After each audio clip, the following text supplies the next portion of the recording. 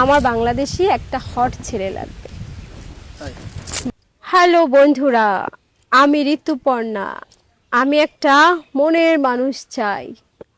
আমি ভার্সিটিতে পড়ি। কয়দিন আমি হলেই ছিলাম, কিন্তু হলটা বন্ধ হয়। মানে আমাদের ছুটি দিয়েছে, গরমের ছুটি।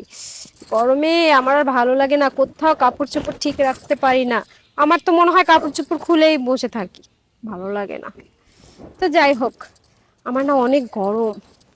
আমাকে ঠান্ডা করার মতো একটা মনের মানুষ চাই। কে হবে বলেন তো আমার মনের মানুষ, যে কিনা এই গরম শরীরে নরম নরম ঠান্ডা ঠান্ডা উষ্ণ পানি দিয়ে আমাকে ঠান্ডা করতে পারবেন। আমি একটু ঠান্ডা পানি চাই, উষ্ণ পানি চাই।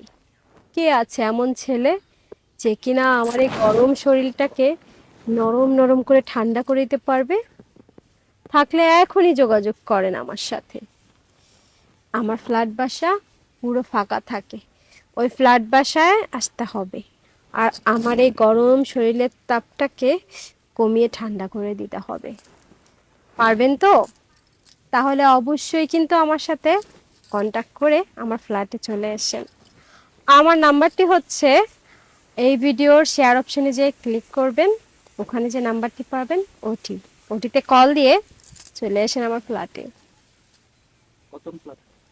হুম, আমার নাম্বারটি সব সময় খোলা থাকে, আর আমার ফ্ল্যাটটিও সব সময় ফাঁকা থাকে। হুম, সব সময় ফাঁকা থাকে। কখন একটা মনের মানুষ আসবে, তার সাথে ডেট করব, খুব ভাবি। এই জন্যই তো আমি দেখে শুনে একটা নিরাপদ সেফ জায়গা ফ্ল্যাট নিয়েছি। কি হয়েছে?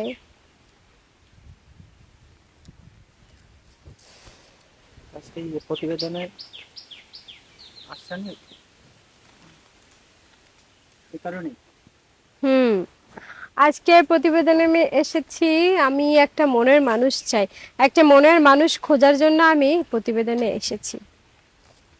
আমি এমন একটা মনের মানুষ চাই যে কিনা আমার শরীরের প্রতি লোভ নেই, আমার টাকা পয়সার প্রতি লোভ নেই, যে কিনা শুধু মানুষ হিসাবে আমাকেই খুঁজবে।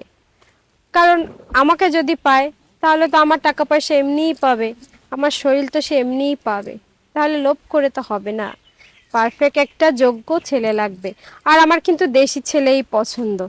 দেশি ছেলেরা মানে বাংলাদেশের ছেলেরা অনেক রোমান্টিক হয়, অনেক বউ পাগল হয়, অনেক হ্যান্ডসাম, অনেক সুন্দর হয়, অনেক শক্তিশালী হয়, অনেক হট হয় বাংলাদেশের ছেলেরা। আমার বাংলাদেশি একটা হট ছেলে লাগবে। তাই হুম।